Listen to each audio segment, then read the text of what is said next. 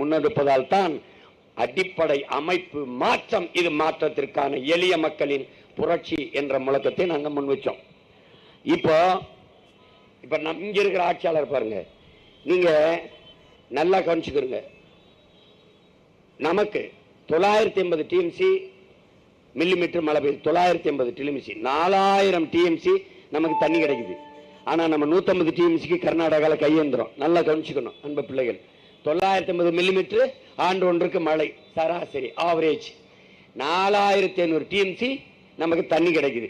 அதுல நம்ம 1500 டிஎம்சி தான் பயன்படுத்துறோம். மீதி எல்லாம் கடல்ல விட்டுறோம். கடல்ல விட்டுட்டு அப்புறம் என்ன அதிபுத்திசாலி சயின்டிஸ்டுகள் என்ன செய்யறாங்கன்னா 50,000 கோடிக்கு ஆர்வ முறை, ரிவர்ஸ் ஓஸ்மாசிஸ் அப்படின்னு ஒரு முறை இருக்கு. அது அமெரிக்காவுடைய தொழில்நுட்பம். நீ இந்த பாரு அக்கஃபனா கிண்ல இந்த மினரல் இருக்குல்ல, அதை வாங்கி இப்படி குடிக்கிறீல, ஒவ்வொரு மடக்குக்கும் அமெரிக்காக்காரனுக்கு காசு கட்டுறேன். நல்லா தெரிஞ்சுக்கணும் என் தம்பி தங்கைகளை, வேற எவனும் சொல்லித்தர மாட்டான். அண்ணனை தவிர உனக்கு யாரும் சொல்லித்தர மாட்டான். ஏன்? நான் ஓட்டுக்காக வந்தவன் இல்லை, இந்த நாட்டுக்காக வந்தவங்கிறதுனாலதான் நான் இதை உனக்கு பாடம் நடத்திக்கிட்டு இருக்கேன். அப்ப இந்த ரிவர்ஸ் ஓஸ்மாசிஸ் வீட்டுல கூட நீ வீட்டுல விட ரிவர்ஸ் ஒரு ஆர்வ முறையில நீயே சுத்திகரிச்சு குடிச்சுக்கலாம் அப்படின்னு ஒண்ணு வச்சிருக்கான். இதுக்கு 50,000 கோடியை நம்ம அரசு செலவு பண்ணுது. எவ்வளவு? 50,000 கோடி. நல்லா கவனிச்சுக்கணும். இப்ப பைத்தியக்காரருக்கு பிறந்த பைத்தியக்கார பயில்களா இங்க வாங்கடா. 50,000 கோடிக்கு ஆறை சீரமைச்சு ஏரி, குளம், குட்டை, கரணை, தாங்கல், ஏந்தல், இப்படி ஏகப்பட்ட நீர்த்தேக்கங்களை உருவாக்கு என்று நம்ம சொல்றோம். மழை இயற்கை சூரிய ஒளி அது தந்தை கடல் தாய் இருவரும் இணைந்து நீராவி ஆகி அது அப்படியே மேல வருது. மேல போய் குளிர்ந்து மேகமாகுது. எடுத்தவனே அவர் மேகமாகிறது இல்ல. அவர் எப்ப மேகமாகிறாரு? மனித உடல் வேர்வை, மரங்களின் வேர்வை, விலங்குகளின் வேர்வை, இதெல்லாம் நீராவி ஆகி போகுது. மரத்துக்கெல்லாம் வேர்க்குமா சீமான்? வேர்க்குது. வேர்க்காத மரம் இருக்கா சமான்? இருக்கு. சீமா, கருவேலை, யூக்கலிப்டஸ் 2 மரத்துக்கு வேர்க்காது. அது நீர் உறிஞ்சி. நல்லா விளங்கணும். இது அறிவியல் பாடம். இதை நீ கத்துக்கிறாம எனக்கு ஓட்டு போட்டு ஒரு பயனும் இல்லை. இப்ப இது மேல போகுது. அப்ப மேகம் ஆக மாட்டேங்குது. காற்று மண்டலத்தில் சுத்தி கொண்டிருக்கிற கரி, தூசி எல்லாம் சேர்ந்து மேகமாயிருது. மேகத்தை தள்ளிக்கிட்டு போகுது காத்து போகும்போது அங்க ஒரு பெரிய அரண்மனை சோறு மாதிரி இருந்து ஒருத்தர் தடுக்கிறாரு. அவர் தான் மலை, ஹில் பிரேக். அவர் நின்று தடுக்கிறார். அங்க இருந்து என்ன பண்ணுது? 3000 அடிக்கு உயர்ந்து இருக்குது மலை. அதுக்கு மேல 300 அடிக்கு உயர்ந்து இருக்குது காடு. அந்த காடுகள், மலை முகடுகள் இருக்கிற காடுகளை நட்டது நம்ம பாட்டனோ தாத்தனோ பூட்டனோ கிடையாது.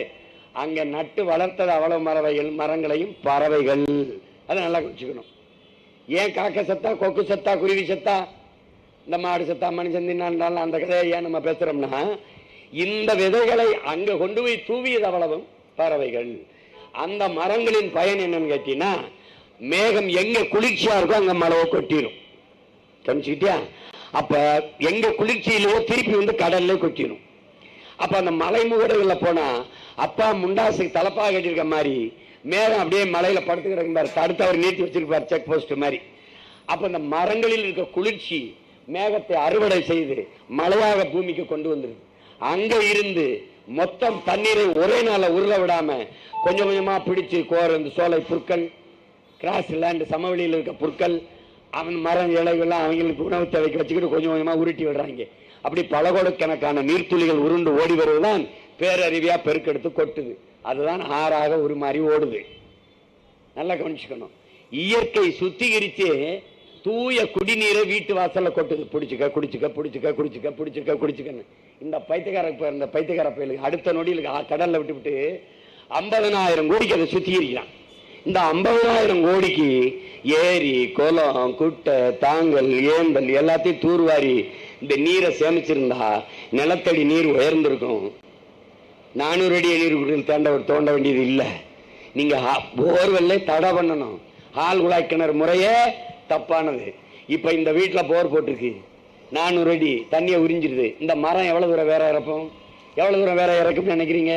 ஒரு 5 அடி, ஒரு 10 அடி. அதுக்கப்புறம் அதுக்கு தண்ணிக்கு யார் கொடுக்கறது? அப்ப என்ன பண்ணணும்?